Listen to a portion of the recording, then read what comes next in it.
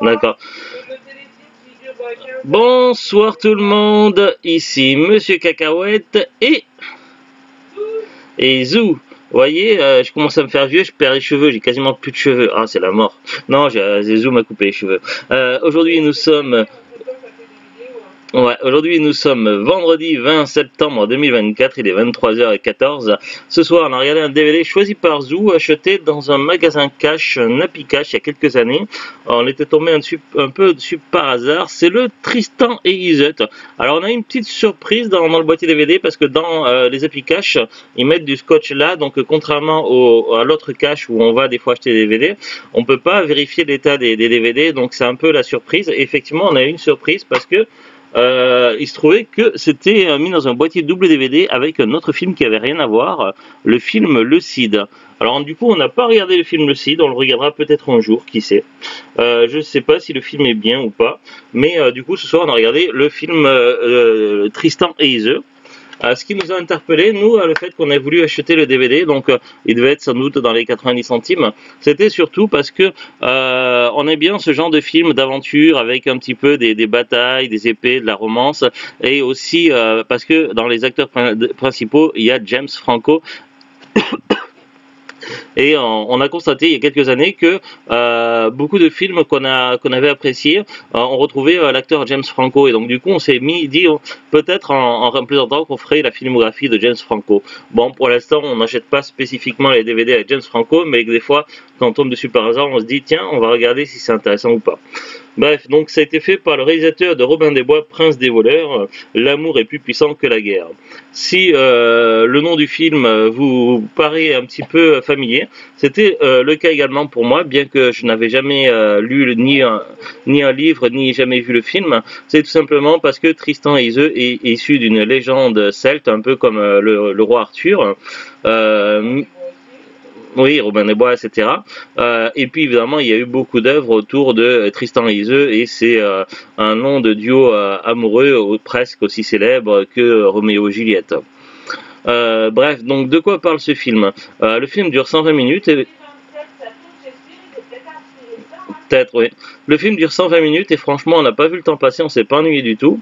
Il faut donc le seul défaut, donc nous on a vu le film en VF, c'est que le début et la fin, lorsqu'il y a du texte à l'écran, il le double pas en français pour expliquer et mettre pas sous-titré en français. Donc du coup, si on n'est pas calé en anglais, c'est un peu difficile de voir, de comprendre une partie de l'introduction, une partie de la conclusion, ce qui est un petit peu dommage. Bref, au niveau de l'histoire, ça se centre sur deux royaumes, donc l'île de Britannia, ce qui sera un jour le Royaume-Uni, donc plutôt l'Angleterre, et un autre côté, il y a l'Irlande. Donc évidemment, l'Irlande et l'Angleterre, ce sont des îles qui sont relativement proches l'une de l'autre. Et ça se passe après que les Romains soient déjà passés par là, puisqu'il reste des vestiges de ce qu'ont pu construire les Romains, notamment un fameux passage secret qui passe par des souterrains et qui va avoir une certaine utilité dans le film. Bref, donc ces deux royaumes ne s'entendent pas super bien entre l'Irlande et la Bretagne. La Bretagne elle-même, donc quand je dis la Bretagne, c'est l'Angleterre. Elle est pas unie. Donc il s'agit de clans séparatistes qui se font la guerre entre eux et personne n'arrive à mettre un chef au-dessus d'eux. Donc dès le début du film, il y a des pourparlers pour essayer de mettre un chef à la tête de la Bretagne, de façon à pouvoir repousser l'Irlande qui persécute l'Angleterre et de façon à ce que leur peuple puisse devenir heureux. Donc ça, c'est l'objectif de la Bretagne. Sauf qu'évidemment, le roi d'Irlande, qui est fort antipathique dans ce film, a d'autres projets et il va envoyer régulièrement ses hommes pour persécuter la Bretagne, ce qui va évidemment causer des événements tragiques et des morts tragiques. Et du coup, on a le jeune Tristan qui va se retrouver orphelin et qui va être adopté donc par celui que son père voulait mettre à la tête du royaume. Et du coup, Tristan, donc ce fameux Marc donc va essayer de réunir et d'unifier les clans, et également il va prendre Tristan sous son aile, un petit peu comme si c'était son fils. Et du coup, donc Tristan va évoluer, donc il va grandir, et en parallèle, donc pour pouvoir lutter plus efficacement contre l'Irlande, la Bretagne va essayer de solidifier leur défense, de construire en pierre, d'avoir évidemment de quoi se préparer. Du coup, l'Irlande se méfie, et finalement, il va y avoir des représailles, donc ça va créer pas mal de problèmes, de tensions entre les deux royaumes, ainsi que des décès, et ce qui va occasionner une bataille. Donc je suis obligé de parler de certains événements, sinon on ne peut pas comprendre quoi parle le film. Une bataille qui va presque coûter la vie à Tristan, qui va être considéré comme mort, et du coup envoyé sur un bateau brûlé, enfin enflammé, avec des flèches enflammées, comme pour comme pour les mince, comment on dit quand quelqu'un meurt? Zou? Quand l'événement qu'on fait, les fêtes qu'on fait quand quelqu'un meurt. Oui, voilà, un peu comme les funérailles vikings. Et du coup, en fait, il va s'avérer que Tristan avait été empoisonné, et que la princesse d'Irlande, donc Ise, connaissait un remède contre ce même poison. Du coup, par un concours de circonstances, la barque où se trouvait Tristan agonisant à l'aube de la mort, donc il va s'échouer sur la côte d'Irlande. Et du coup, en grand secret, la princesse, donc Ise, va le secourir et le sauver, et le remettre sur pied. Sauf que, évidemment, donc par évidemment des magouilles et autres, donc finalement le roi d'Irlande va promettre Ise, donc à Marc, qui va essayer d'unifier les clans grâce à un grand tournoi organisé. Mais évidemment, le roi d'Irlande a également des idées derrière la tête, et va tout faire pour faire que la Bretagne chute et que les clans se dissolvent. Donc évidemment avec des complots, des traîtrises et autres. Sauf qu'en parallèle, Tristan et Ise sont tombés amoureux quand ils se sont rencontrés en Irlande, mais comme Ise est promise au roi Marc, du coup évidemment ça va créer une problématique où ils vont devoir forcément se voir en cachette et dissimuler leur amour au grand jour.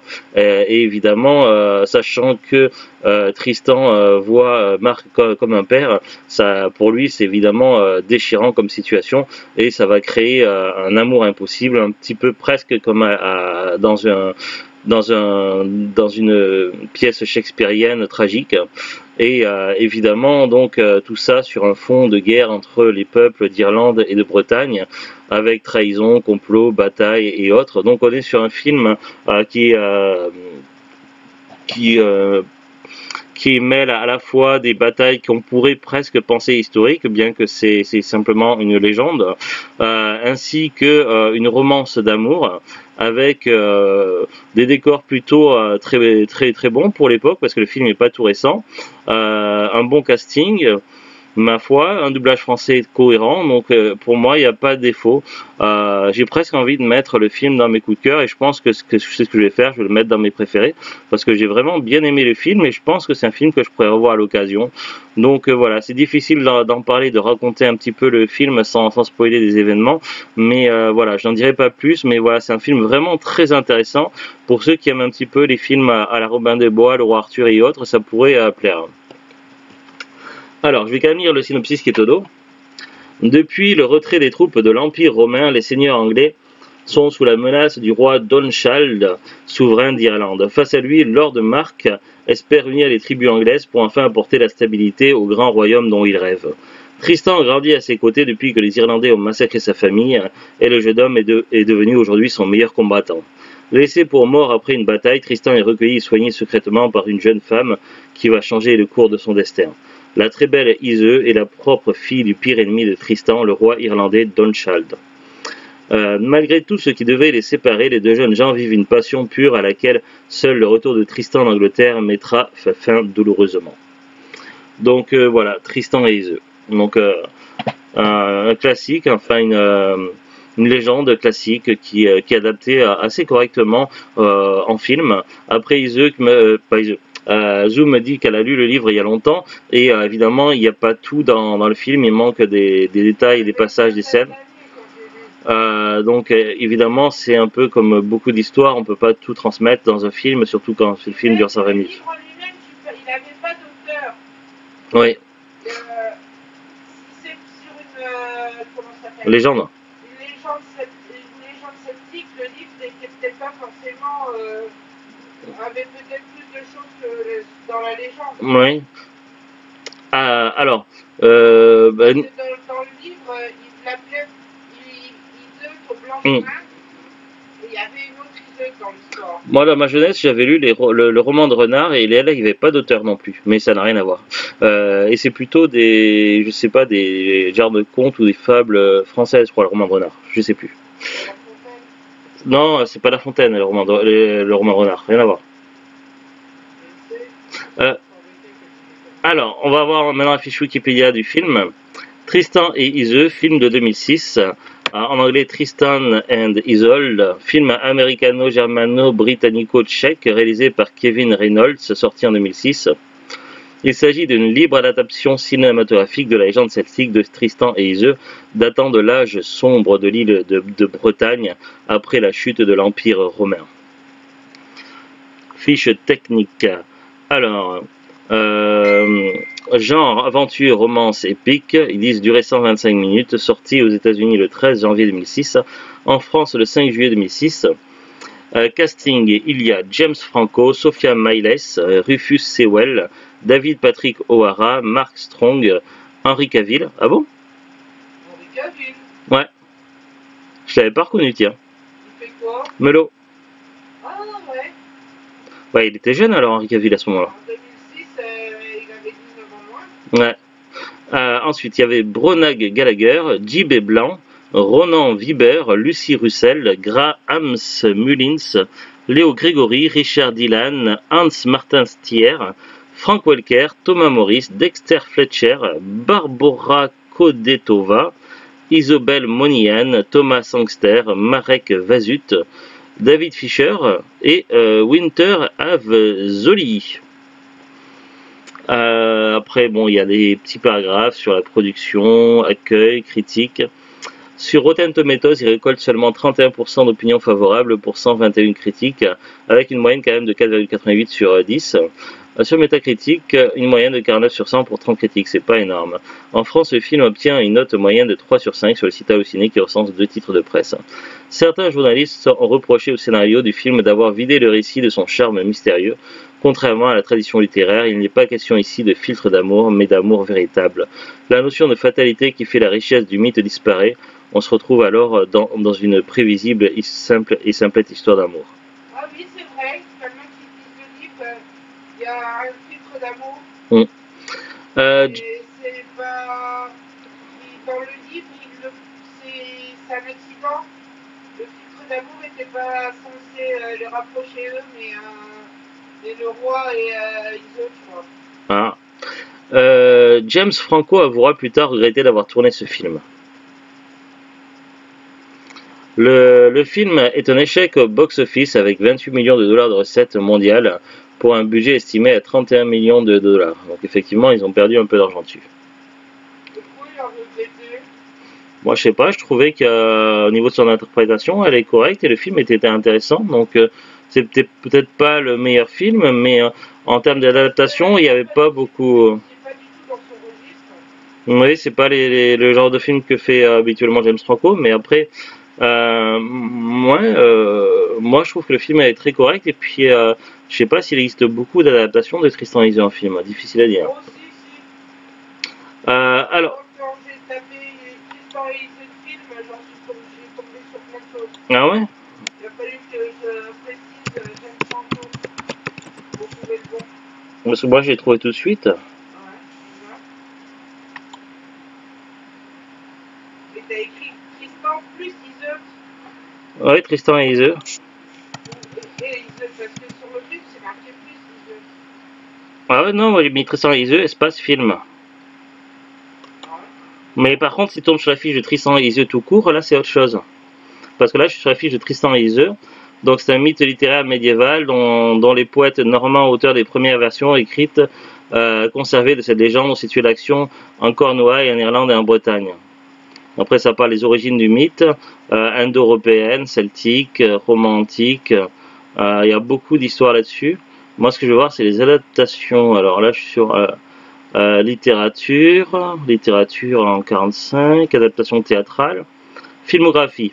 Il y a eu un premier film en 1911 par Albert Capellani, un autre film en 1911 toujours par Ugo Falena, un autre film en 1920 par Maurice Mario, un film en 1943, L'éternel retour de Jean Delanoë,